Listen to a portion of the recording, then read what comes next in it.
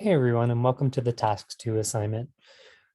For Task 2, our major goal is to really think about this series of consecutive lessons in your unit while you're doing your lead teaching.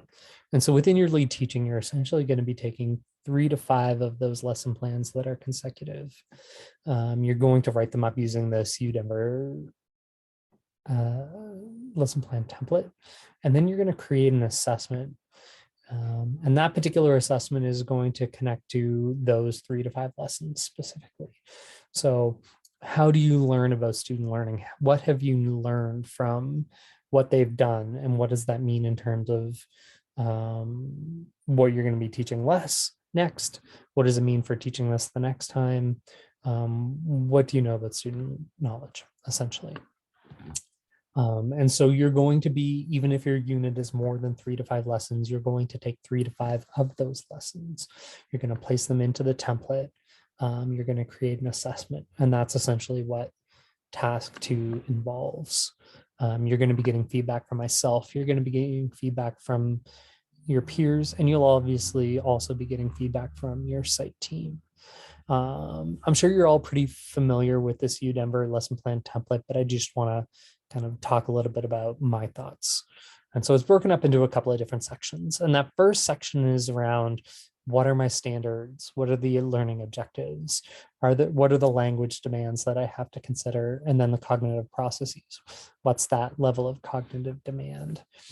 And the reason why we start with that really is this idea of connecting to backwards design, which we talk about throughout our program. What are those big ideas or overall essential questions that we're going to have at the lesson level? And how do we connect those to objectives, standards, the demands that happen in our class? And so that's that first section, and probably one of the most important ones. The next section is the lesson breakdown. So what is my introduction? And I like how we organize it. It's connected to, what is the teacher doing? And then as a result, what are the students doing? So this is going to be a great time for you to think about that context for learning document and consider, specifically for my students, if I'm doing this particular activity, what might be the language demands that I'm going to be putting on my students? And as a result, what are those student actions and how can I support those? So we have you do that for the lesson introduction, for the body of lesson, and then the closing and debrief. Always remember to do a closing/debrief. Then the last section is to really tie together all the things that you did and write a little narrative. What's the differentiation that happened as a result of who your students are? Again, think back to that context for learning document.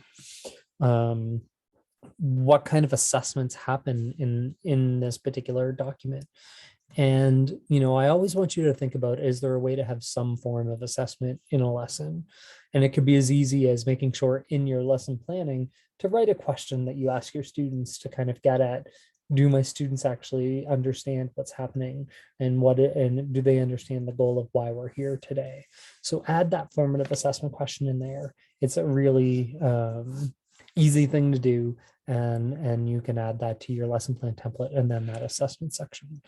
To be honest, I almost wish that assessment section was up at the very top, because that connects to all of the initial things that we were talking about. So when you're creating your standards and your objectives and everything, kind of dive down to that assessment section as well and think about, how am I going to assess whether or not they understand these big ideas. Again, that backwards design that we spend so much time with in class.